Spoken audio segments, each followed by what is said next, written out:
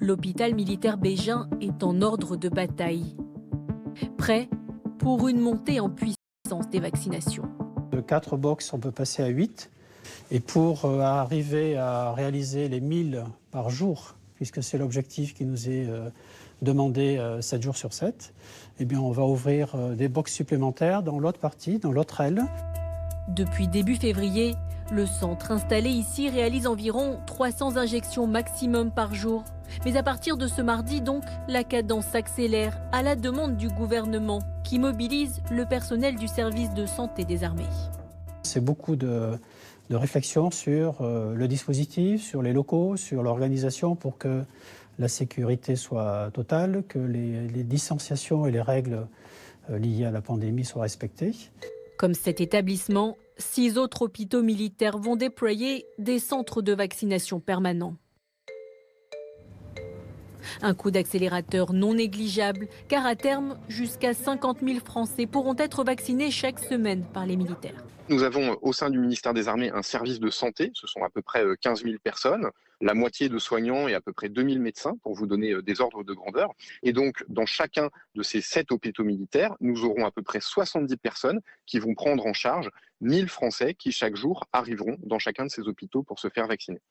En France, depuis le début de la campagne vaccinale, plus de 9 millions de personnes ont reçu au moins une dose de vaccin. Cela représente environ 14% de la population. Seuls 4,7% des Français ont eu 2 injections. Des chiffres que le gouvernement veut voir grimper rapidement. Alors en complément des 1700 centres de vaccination, l'exécutif déploie des vaccinodromes, des centres géants à la mesure de l'ampleur de la tâche. À Saint-Denis, les candidats au vaccin ne fouleront pas la mythique pelouse du Stade de France. Mais dès ce mardi, ils seront jusqu'à 10 000 chaque semaine à arpenter les couloirs des salons intérieurs pour se faire vacciner. Nous partons pour 6 mois aujourd'hui. C'est en tout cas l'état des discussions que nous avons avec la préfecture. On saura éventuellement faire plus si nécessaire. On part pour 6 jours sur 7 dans un premier temps.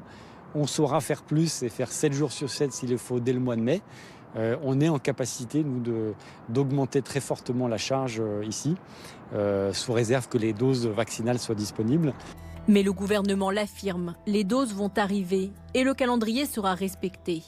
On va recevoir 12 millions de vaccins ce mois-ci, donc nous allons vacciner 12 millions. Nous avions un objectif qui était 10 millions de primo-vaccinés au 15 avril. Non seulement nous allons réaliser cet objectif, mais nous allons même l'anticiper de quelques jours.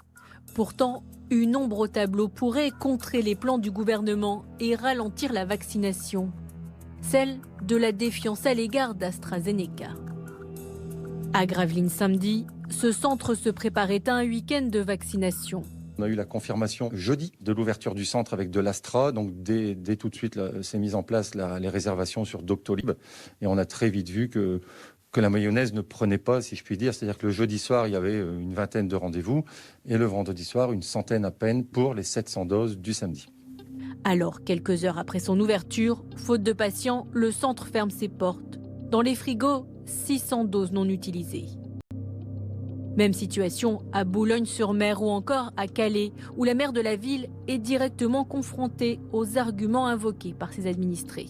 Mon médecin m'a interdit parce que j'ai des problèmes au niveau... alors, c'est très variable, hein. Ça peut être au niveau du cœur, ça peut être au niveau veineux, enfin, tout le monde mélange un peu tout. Et après, il y a cette angoisse très claire qui ne dépend pas du tout du médecin et qui dit non, moi je refuse. Et donc, j'attends, je me mets sur une liste d'attente et dès que vous avez un autre vaccin, eh bien, vous m'appelez.